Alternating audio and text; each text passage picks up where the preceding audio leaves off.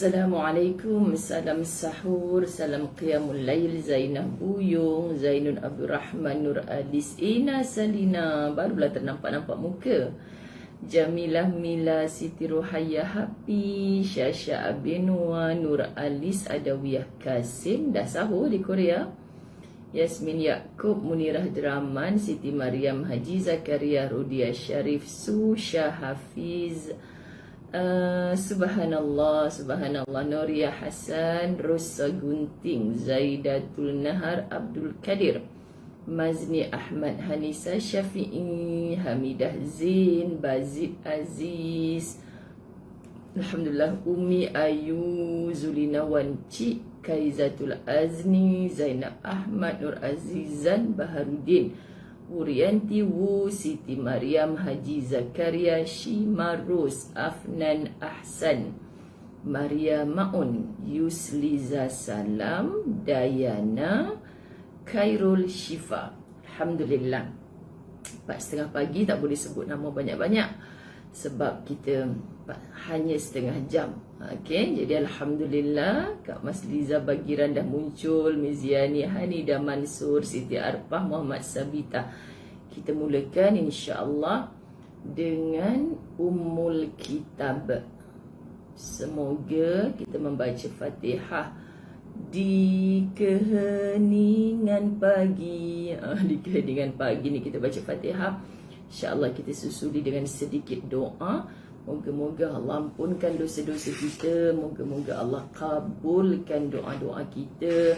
Mudah-mudahan sahabat-sahabat muslimin muslimat dirahmati Allah, Allah redha akan setiap langkah usaha kita. InsyaAllah Allah beri kita panca indera seluruhnya, mata, telinga, mulut, semua sekali sahabat-sahabat muslimin muslimat dirahmati Allah, sebagai panca indera yang sentiasa bersama dengan hatinya tunduk patuh kepada Allah Subhanahu Wa Taala, insya-Allah. Pagi-pagi ini kita jom ulang doa yang ada dalam kitab La Tahzan pada muka surat 455, diaminkan insya-Allah oleh para malaikat Allah. Ingat bulan Ramadan ni kita nak faham, masya-Allah tabarakallah, semua kawasan bumi Allah ni, alam semesta ni, khususnya bumi Allah ni yang dihuni oleh kita manusia, jam dengan malaikat Allah untuk mengaminkan doa pada saat ini. Kita dah belajar dalam bab 230 tempoh hari, bagaimana kita tak nak kesedihan kita ni membuatkan musuh kita gembira. So Nabi SAW mengajarkan satu doa. Saya dah baca ke belum Fatihah? Belum Allahumma salli ala Muhammad. Tu kadang-kadang duk pokpek lupa. Okay, kita mulakan dululah insya-Allah. Sekali lagi tak salah kan kita baca dengan Ummul Kitab Al-Fatihah. A'udzu billahi minasyaitonir rajim. Bismillahirrahmanirrahim.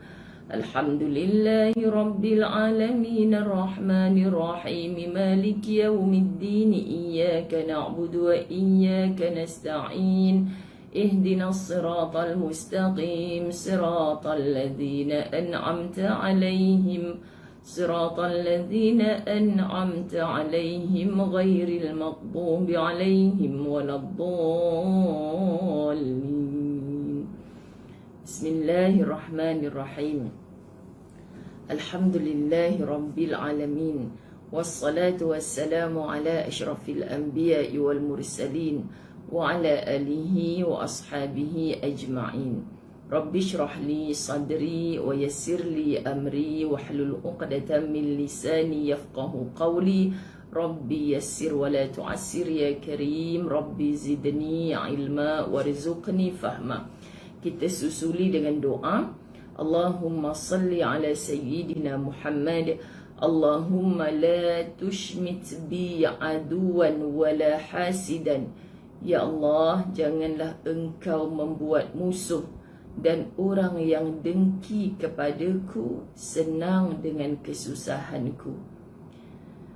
Wa na'udzu bika min syamatatil a'da. Kami berlindung kepadamu daripada ejekan musuh yang senang dengan kesusahan kami. Sahabat-sahabat yang follow bab 230 hari tu faham kan kenapa Nabi SAW suruh kita baca doa ni. Sebab ada je kita buat baik macam mana pun, ada je orang yang tak suka. Itulah yang dimaksudkan musuh di sini. So bila hidup ni ada orang yang tak suka, sedikit susah lah sahabat-sahabat. Sebab apa? Sebab dia senang dengan kesusahan kita. Kita jadi orang Islam disuruh bersaudara. Bila tengok saudara kita senang sama. Bila kita tengok saudara kita susah, kita turut merasa susah. Tapi kalau kita punya hati yang sebaliknya, itulah dia sebenarnya musuh kepada seseorang. Wa na'udzubillah min zalik. Allahu Akbar. Rohana Saleh, Nafisah Hitam menghitung hari nak pergi Mekah akhir Ramadan. Masya Allah, tabarakallah. Sorry, yang ni umrah Syawal, lupa lah pula. Allahumma salli ala Muhammad. Baik, kita perhatikan muka surat 457. Kita nak sambung semalam, dah lekat dah dalam kepala apa yang disukai oleh Abu Darda. Ustazah siap videokan semalam. Itulah dia sahabat-sahabat dirahmati Allah, Abu Darda. Orang tak suka kepada kefakiran, dia suka. Orang tak suka kepada sakit, dia suka. Orang tak suka pada mati, dia suka. Kenapa Abu Darda suka pada fakir? Tak payah duk fikir dah pasal harta. Ada orang duk bergaduh hanya semata-mata pasal harta. Ada orang tak lena tidur semata-mata pasal harta. Orang yang kais pagi tak payah fikir dah habis dah benda yang dia kais pagi tadi tu dimakan pada pagi hari. Kais petang habis dah dimakan pada waktu petang. Tak payah duk fikir dah sahabat-sahabat. Itu semalam Ustazah kaitkan dengan tabung cahaya. Lupa nak habis cerita. Bila Ustazah ni, aku tak habis cerita tabung cahaya tadi. Tabung cahaya tu setiap bulan Ustazah akan contoh dapat 3,000. 3,000 tu mesti dihabiskan, tak ada baki dalam akaun. So Ustazah Zai tak payah fikir dah. Nanti kumpul lagi, belanjakan kepada bil-bil elektrik surau masjid berhampiran. Lepas tu tak payah fikir dah sahabat-sahabat dirahmati Allah. Jadi siapa yang sepatutnya yang dia jadi stres berfikir banyak sebelum tidur tu, kalau aku mati, rumah besar aku ni siapa nak duduk? Kalau anak aku duduk, dia guna baca Quran, solat jemaah ke tak dalam ni? Ke dia panggil kawan-kawan dia buat pesta arak, pesta apa semua contoh tak habis fikir. Duit aku dekat bank tu. Jadi benda tu mengganggu. Itu Abu Darda suka kepada kefakiran. Bukan disuruh minta fakir, Masya Allah. Jadi kalau kita kaya dengan iman, tak mungkin kita jadi manusia yang dibebani dengan harta. Subhanallah. Kedua, dia suka kepada sakit. Sebab dia sangat tahu, banyak dalilnya bahawa sakit ni menggugurkan dosa. Tapi sahabat-sahabat dirahmati Allah, kita jangan minta sakit. Ketiga, dia tak takut kepada mati. Kerana apa sahabat-sahabat? Orang beriman tahu hanya dengan mati merupakan jambatan utama menuju Allah. Subhanallah. Jadi kenapa nak takut mati? Kalau dengan mati sahabat-sahabat dirahmati Allah, Allahu Akbar. Latifah Sukarjo teks siapa Kamisah Sulaiman? Allahu Akbar. Saya debar jantung. Sebab saya kematian jiran baru-baru ni, namanya Cikgu Kamisah Sulaiman. Allahu Akbar. Padahal saya tak tahu pun dia ada Facebook ke tidak. Allahumma salli ala Sayyidina Muhammad. Sahabat-sahabat dirahmati Allah, Mastura Ghazali, semoga keluarga yang positif COVID semuanya disembuhkan oleh Allah. Amin. Mastura Ghazali kan yang bagi tahu sekeluarga COVID tu. Minta maaf kalau silap. Allahumma salli ala Muhammad. Baik. Jadi hari ni kita nak sambung daripada pelajaran yang semalam. Okay, kita terus je muka surat 457 tengah-tengah tu. Akan tetapi orang sangat benci kepada kefakiran dan mencelanya. Ketika Abu Darda suka kepada kefakiran, akuilah bahawa kebanyakan manusia ni benci kepada kefakiran dan mencelanya. Okay, dia rasa down. Dia kalau dirinya sendiri, kenapa aku miskin, kenapa aku tak boleh macam orang tu, macam orang ni kaya raya. Kalau ada orang yang miskin di sekelilingnya pula, dicela-celanya. Ini sikap kebanyakan manusia.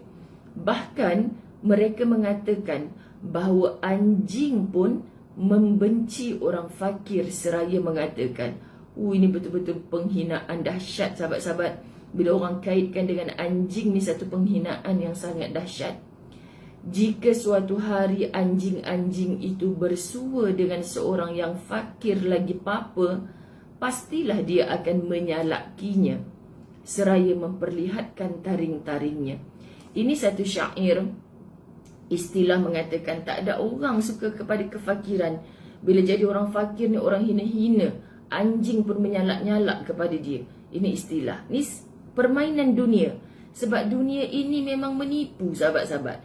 Tapi orang beriman, orang soleh, orang-orang yang rapat kepada Nabi SAW, perhatikan bagaimana cara fikirnya Abu Darda.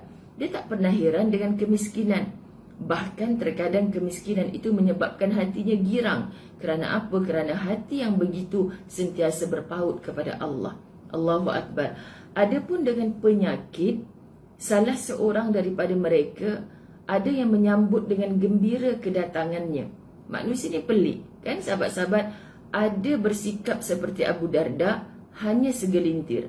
Tapi kebanyakan manusia tak suka dengan sakit. Jadi orang yang suka akan sakit seperti Abu Darda, dia akan menyebutkan si penghapus dosa. Apa yang dimaksudkan si penghapus dosa? Semalam Ustazah ada cerita tentang sahabat yang minta kepada Rasulullah agar dia didemamkan sentiasa. Panas sentiasa tubuh dia. Sebab dia kata dengan demam, dia rasa tubuh dia panas, dia rasa badan dia tak sihat, dia sentiasa mengingat Allah. Jadi, demam ini bagi orang-orang alim, orang-orang soleh diistilahkan sebagai si penghapus dosa. Jadi, apatah lagi orang yang sakit, doktor kata kanser tahap 4, tak ada harapan. Ni jantung dah nak putih dah. Jantung nak putih. Kan? Demam pun dipandang dalam agama Allah sepertinya penghapus dosa. Jadi, kalau kita pandang demam pun sebagai penghapus dosa, apatah lagi orang-orang yang sakit kritikal. So, kita bisikkan, redha ya kak, Allah sedang hapuskan dosa-dosa akak ni. Janganlah bila jumpa orang sakit, kita duduk bisik, kak, relax kak. Hari tu jiran saya lepas 4 hari macam ni jalan terus. Kawan tu lagi menggigil tubuh. Tak senonoh punya kawan kan, sahabat-sahabat. Si penghapus dosa, yakni demam itu datang dengan begitu cepat. Maka aku minta kepadanya dengan nama Allah, janganlah engkau tinggalkan daku. Ini orang yang optimis. Okay, sebab apa? Sebab dia minta kepada Allah dengan demam ini, Masya Allah, dia yakin, dia tahu dosanya sentiasa digugurkan. Tetapi di sana kena yakin juga dan kena beriman, kena faham bahawa Allah, hatta agama kita suruh kita berubat, berikhtiar bila ada sakit. Jangan, oh ya Allah, aku teringat muka surat 457, kita la tahzan, maka tambahkanlah kesakitan aku ni ya Allah. Biarlah aku mati dengan sakit, aku tak nak berubat. Anak penin anak. Jom mak pergi hospital mak, jumpa doktor. Tak mau mak duk ikut muka surat 457, kita la tahzan. Kan? Ini semua penggugur dosa mak. Ya Rab, usaha kita untuk sembuh itu juga ibadah di sisi Allah. Kan? Jangan jadi kita yang blur, tahu sahabat-sahabat. Bila kita tengok macam ni, aku tak faham lah agama ni. Kata suruh penghapus dosa tu adalah demam, so tak payahlah minta rawatan. Allah tak bagi kita mudaratkan diri kita. Allah tak bagi kita mudaratkan diri kita. Kerana apa? Dengan diri yang mudarat, lembik, lemau, tak larat segala, macam mana kita nak bangkit beribadah? Takkan ibadah kita semata-mata hanya di atas pembaringan cuma. Takkan ibadah kita hanya dengan istighfar. Ya, itu cukup. Tapi bagi orang yang sihat, sudah pasti dia boleh melakukan lebih dan lebih lagi. Subhanallah, faham ya? Namun, tidak demikian dengan Al-Mutanabbi. Ingat lagi kat dalam kitab Latahzan kita ada sebut tentang Al-Mutanabbi, yang sampai ada orang duk sebut dia ni Nabi kot. Sebenarnya tak ada Nabi selain Muhammad SAW sebagai Nabi yang terakhir. Tapi kerana sikap dia, cara fikir dia, cara tulis syair dia, sahabat-sahabat, dia digelar sebagai Al-Mutanabbi. Subhanallah, dia mengungkapkan perihal demam melalui bait syairnya. Ini pandang lain pula. Aku berikan kepadanya berbagai selimut dan cadar, tetapi dia menolak dan tetap bersemadi di dalam tulang belulangku.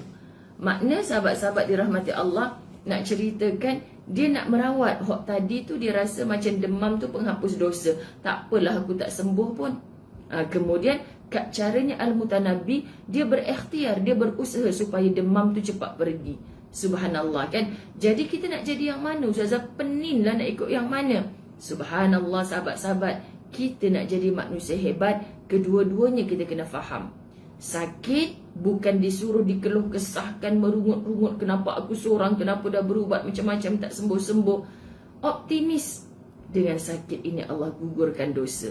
Optimis juga untuk sembuh. Wah, kat sana ada rawatan sekian, cubalah. Hospital ni ada ubat terbaru sekian, cubalah. Ni ada orang nak bawa engkau berubat, usahalah. Kedua-duanya kita mahu. Kita sepertinya tamak, sahabat-sahabat dirahmati Allah. Apa yang kita tamakkan?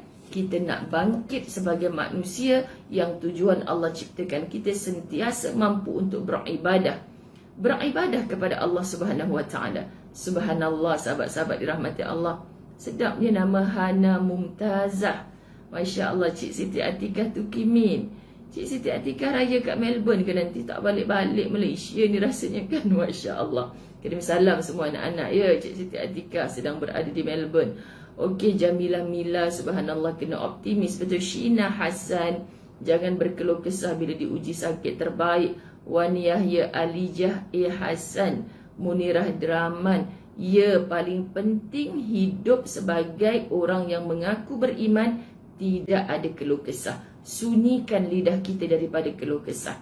Boleh? Waktu sekarang, waktu mustajab doa. Allah ada sebut dalam Quran golongan al-mustaghfirin, golongan yang sentiasa beristighfar kepada Allah. Astaghfirullahalazim. Kejap lagi kita nak makan sahur dengan anak-anak. Istighfar banyak. Allah cari golongan beristighfar. Malaikat Allah mengejamkan, memenuhkan bumi Allah ni. Kosong langit Allah turun ke bumi ini. Untuk apa? Mengaminkan doa-doa orang yang beristighfar. Ampunkan aku ya Allah, ampunkan aku ya Allah. Pada waktu mana istighfar yang paling mustajab dalam Ramadan? Bil ashar, pada waktu kita ini sedang bersahur, sahabat-sahabat, yakni pada waktu sahur, waktu yang menghampiri fardu subuh. Masya Allah sahabat-sahabat dirahmati Allah. Kita pandang lagi, pernah kita baca dalam surah Yusuf ayat 33, betapa Nabi Yusuf alaihissalam. Kan Nabi Yusuf alaihissalam musuhnya bukan di kalangan jiran, orang yang jauh, orang yang dengki kat dia ni adik-beradik dia sendiri.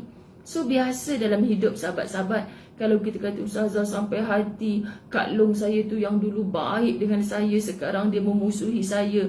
Dah kenapa? Kerana saya kahwin dengan orang kaya, dapat rumah besar, kereta besar. Kak Long saya tu kan, dia tak ada rumah besar, kereta besar, dia ada badan besar saja. Contoh kan, contoh. Jadi dia tiba-tiba memusuhi saya.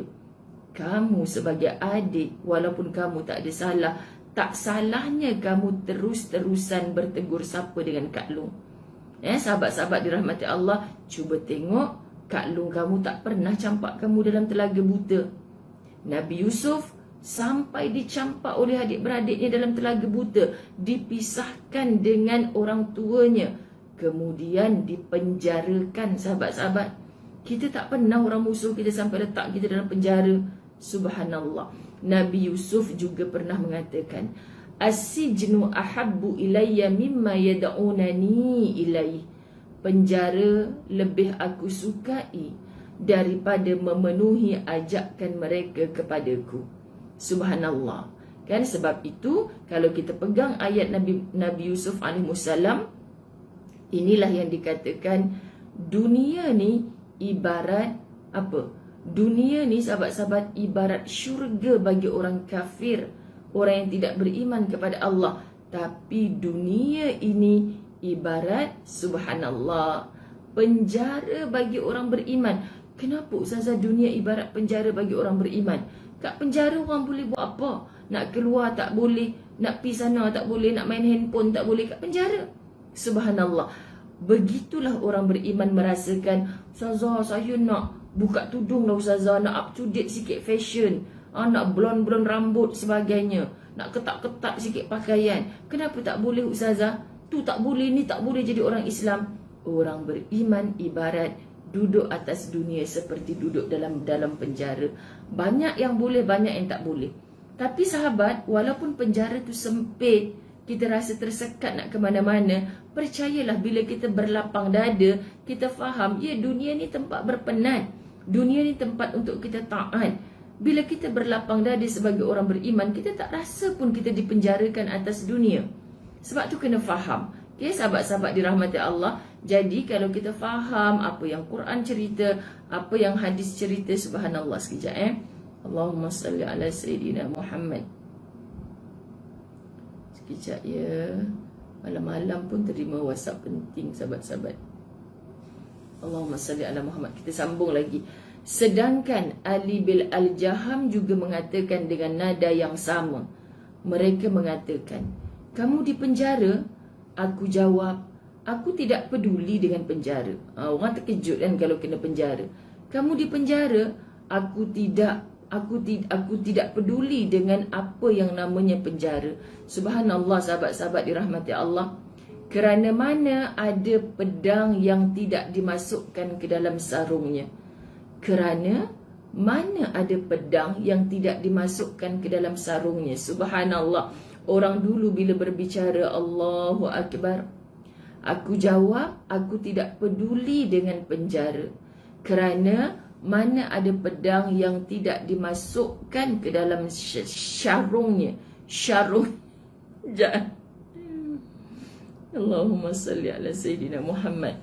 Tetapi Ali bin Muhammad Al-Khatib mengatakan, ramai ulama di penjara. Betul Bazid Aziz, Masya Allah.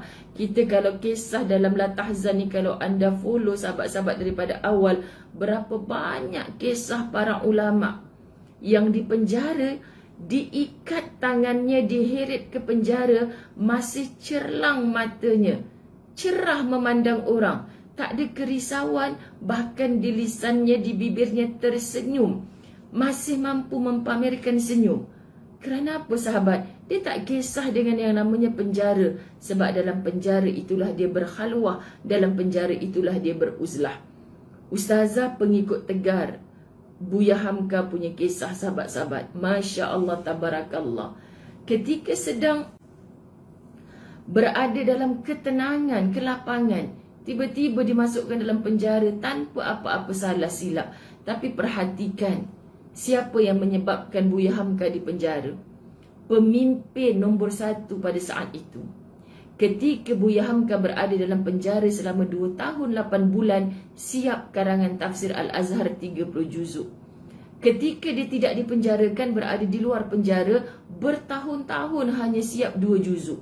Jadi baki 28 juzuk rupanya Allah yang plan untuk Hamka dipenjarakan. Orang semua, kenapa Buya Hamka dipenjarakan, tidak punya salah. Tersenyum Buya Hamka duduk dalam penjara, keluar siap tafsir Al-Azhar baki 28 juzuk. Dijual kitab 30 juzuk tafsir Al-Azhar, membolehkan hasil royalti jualan buku dapat membawa dia ke Tanah Suci Mekah bersama isteri dan anaknya. Subhanallah. Sedangkan kata Buya Hamka adalah mustahil dia memperolehi duit sebegitu banyak untuk menunaikan ibadah haji, apatah lagi membawa isteri dan anak. Tapi hasil dipenjarakan, Allah jadikan asbab kitab yang tersohor ini siap dijual royaltinya. Subhanallah. Ini Buya Hamka sahabat-sahabat, ketika ditangisi oleh anak-anaknya, keluar dari penjara. Apa soalan anak? Nak balas macam, bukan balas dendam lah, nak buat apa ni, pembelaan ke ayah, bahawa ayah hari itu dipenjarakan tak ada salah. Tak usah, tak perlu. Yang paling kita tabik spring dengan Buya Hamka ini ulama akhir zaman juga sahabat-sahabat. Bukan kita cerita pasal para salafus salih sebelum ni. Masya Allah, bila ditanyakan, subhanallah, diberitahu presiden yang menyebabkan dia dipenjarakan dengan fitnah yang begitu dahsyat, mati. Anda cari sendiri presiden itu, Masya Allah, mati sahabat-sahabat dirahmati Allah. Dia kelihatan hatinya bungkam, tak mau menziarah jenazah presiden. Tetapi orang beriman tak mengikut kata hati dan nafsu. Dia tiba-tiba dilihat oleh anaknya menyarungkan pakaiannya, pakaian rasminya, menuju ke kediaman menteri. Untuk apa? Menjadi orang yang mengetuai solat jenazah orang yang dulu memasukkan dia ke dalam penjara. Fikir, kalau kita sahabat, kita cakap apa? Mampu dah kawan tu, padan muka dulu duduk penjarakan aku. Orang kabarkan, Buya Hamka, Presiden dot-dot ni sudah meninggal dunia. Hadaku kisah, lantak kat dia, neraka dah tempat dia, macam gitu. Sebab apa sahabat-sahabat dirahmati Allah, kita geram hang duk buat kat aku dulu. Orang kata di mana hatinya Buya Hamka sehingga boleh memaafkan orang yang membuatkan dia masuk dalam penjara. Ini cerita maaf yang ada dalam Quran, sahabat-sahabat. Ini cerita yang tak lama lagi bumi Allah akan bertebaran dengan Allahumma innaka afuun karim tuhibbul afwa fa'fu anna. Engkau cinta akan kemaafan ya Allah. Tapi kenapa kita hari-hari mendengar majlis ilmu? 4:30 pagi Ustazah buka pun anda menonton juga. Tapi hati ni kenapa susahnya nak maafkan orang? Sahabat-sahabat dirahmati Allah, kalau kita mendakwa majlis ilmu pagi, petang, siang, malam, kita rasa dulu benda kita tak faham, sekarang dah faham, bahkan dah amal. Kita rasa dulu kita tak solat, sekarang solat. Kita rasa dulu tak tutup aurat, sekarang tutup aurat. Dulu solat-solat sunat kita tak buat, sekarang dah buat.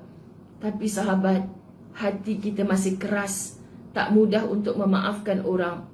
Ustazah cakap senang lah, Ustazah tak tahu orang yang buat saya tu salah, dia bukan main besar lagi. Pernah ke dia penjarakan anda seperti Buya Hamka? Tengok akhlaknya Buya Hamka. Boleh menyarungkan pakaian rasminya, semua orang duk toleh kat dia, tak sangka Buya mau ke mana? Mau solat jenazah kepada Tuan Presiden yang baru kembali ke rahmatullah. Seluruh penduduk Indonesia makin tunduk kepada Buya Hamka. Ini akhlak. Subhanallah sahabat-sahabat, kita kalau baca kisah-kisah macam ni, mulianya depa ni, Allahu Akbar.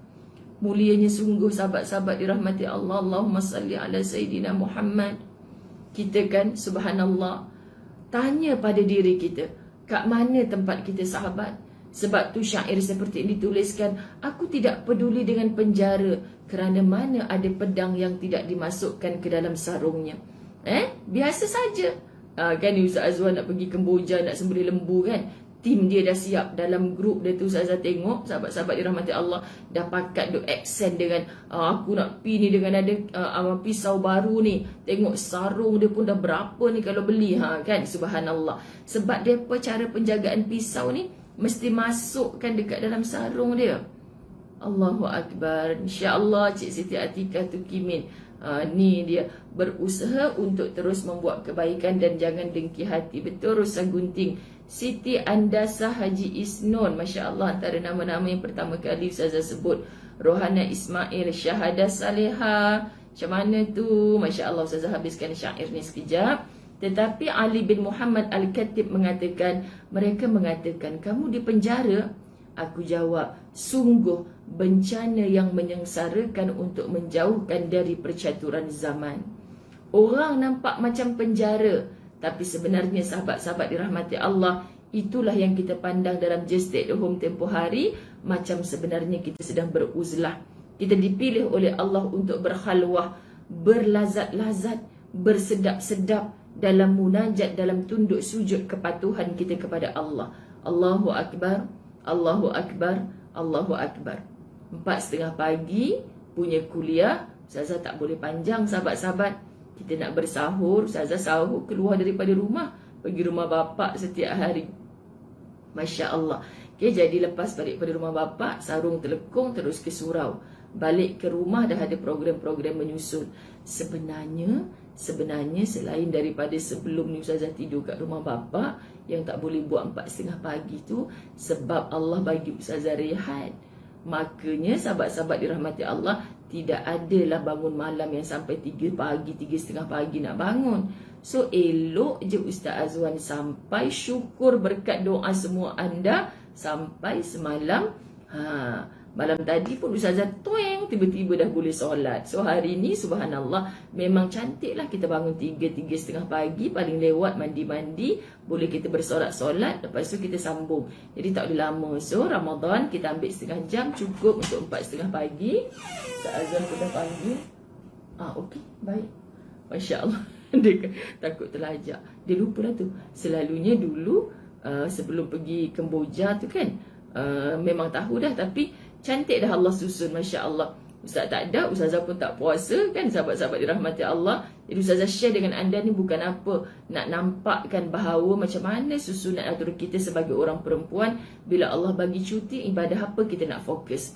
Bila kita dah boleh beribadah, Masya Allah, jangan tinggal sujud kita kepada Allah sungguh-sungguh. Jadi selesai untuk hari ini, dan siapa yang boleh berkelapangan pagi ni untuk hadir secara live pagi ni di Demi Ummah Kerana Allah, Ustazah kongsikan 40 hadis tentang fiqh.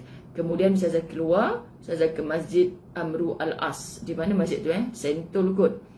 Program apa situ tajuk dia tak ingat dah Ustazah. Lepas tu petang 2.45 petang di surau rumah Ustazah, kitab 50 tanda-tanda orang munafik. Subhanallah sahabat-sahabat, Ustazah sayang anda semua kerana Allah. Moga Allah cantum eratkan hati-hati kita. Yang baru masuk ni boleh ulang siar semula sambil bersahur lah. Okay, insya-Allah, insya-Allah, insya-Allah. Cinta kita semata-mata mengharapkan cintanya Allah. Ramadan semakin laju, maka jangan lemau, jangan malas. Kekalkan momentum kita mencari malam Al-Qadr. Semoga Allah rezekikan. Ampun maaf, wabillahi taufiq wal hidayah. Assalamualaikum warahmatullahi wabarakatuh.